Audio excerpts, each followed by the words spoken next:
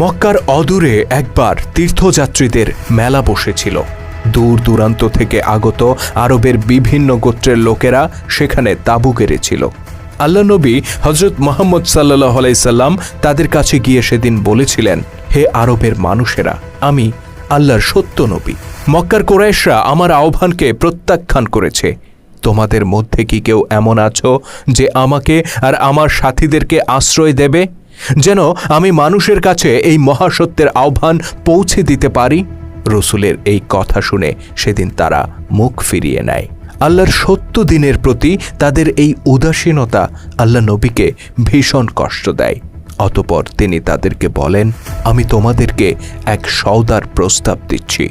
যদি তোমরা আমাকে আশ্রয় দাও, যদি আল্লাহর সত্য দিনকে আলিঙ্গন করে নাও, তবে তার বিনিময়ে পারস্য সম্রাট খসরু আর রোম সম্রাট সিজারের অঢেল সম্পদ রাজি আমি তোমাদের পায়ের তলায় এনে দেব। নবী মুহাম্মদ সাল্লাল্লাহু আলাইহি সাল্লামের এই কথা শুনে আরবরা সেদিন হেসে উঠেছিল। তারা তাকে বিদ্রূপ করে বলেছিল, লোকটি পাগল হয়ে গেছে। এই ঘটনার কয়েক বছর পরের কথা। কুরাইশদের নেতৃত্বে 10,000 আরব ছুটে যায় মদিনায় হামলা করতে। মদিনাবাসীর অপরাধ ছিল তারা নবী মুহাম্মদ সাল্লাল্লাহু আলাইহি সাল্লামকে আশ্রয় দিয়েছে। কুরাইশ বাহিনীর এই অগ্রযাত্রার সংবাদ পেয়ে আল্লাহ নবী মদিনা শহরের চারদিকে পরিখা খননের উদ্যোগ নেন, কিন্তু তাতে বাধা হয়ে দাঁড়ায় একটি প্রকাণ্ড পাথর। খবর পেয়ে বাহাদুর সাহাবীরা এগিয়ে আসেন আর শরীরের সমস্ত শক্তি দিয়ে সেই পাথরে আঘাত করেন, কিন্তু প্রস্তর খণ্ডটি অক্ষত থেকে যায়। অতঃপর এগিয়ে যান আল্লাহ নবী। তিনি হাতে কুঠার তুলে নেন আর সেই পাথরের গায়ে পরপর 3টি আঘাত করেন। প্রতিটি আঘাতে সৃষ্টি হয় এক একটি অগ্নিস্ফুলিঙ্গ আর ভেঙে পড়ে প্রকাণ্ড সেই প্রস্তর খণ্ড। বিস্মিত সাহাবীদের দিকে তাকিয়ে আল্লাহ নবী বলেন, প্রথম স্ফুলিঙ্গে আমাকে দেখানো হয়েছে শাম দেশের লোহিত প্রাসাদ, দ্বিতীয় স্ফুলিঙ্গে হীরার শ্বেত প্রাসাদ, আর তৃতীয় স্ফুলিঙ্গে ইয়েমেনের দুর্গ। আল্লাহর কসম, আমাকে পারস্য ও রোমের প্রতিটি শ্রেষ্ঠ নগরীর প্রবেশদ্বার দেখানো হয়েছে আর সেগুলোর চাবি তুলে দেয়া হয়েছে আমার হাতে। রসুলের এই বক্তব্য সেদিন মুনাফিকদের মাঝে হাস্যরসের সৃষ্টি করেছিল।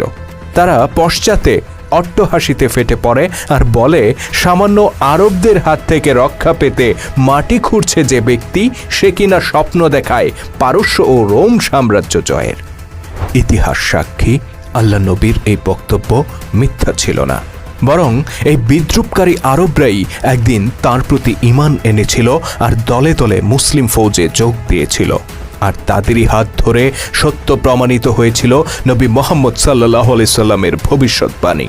পারস্যের একজন সাধারণ সেনার চোখে চোখ রেখে কথা বলতে সাহস পেত না যে আরবরা, যে আরবের একজন বিত্তশালী গোত্রপতির সাথেও পার্সিয়ানরা কথা বলতো তাচ্ছিল্যের সুরে, সেই আরবরাই একদিন চূর্ণ করে দিয়েছিল পারস্যের 1000 বছরের দম্ভ আর অহংকার।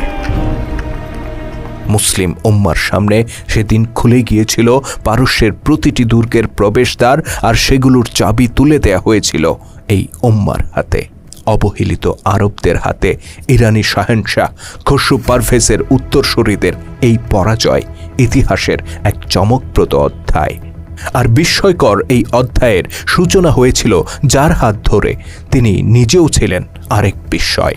মদিনার চারপাশে পরিখা খননের দিন আল্লাহ নবী যখন তার সাথীদেরকে পারস্য জয়ের স্বপ্ন দেখিয়েছিলেন, সেদিন পরিখার বিপরীত প্রান্তে এসে ঘাঁটি গেড়েছিলেন একজন কুরাইশ কমান্ডার।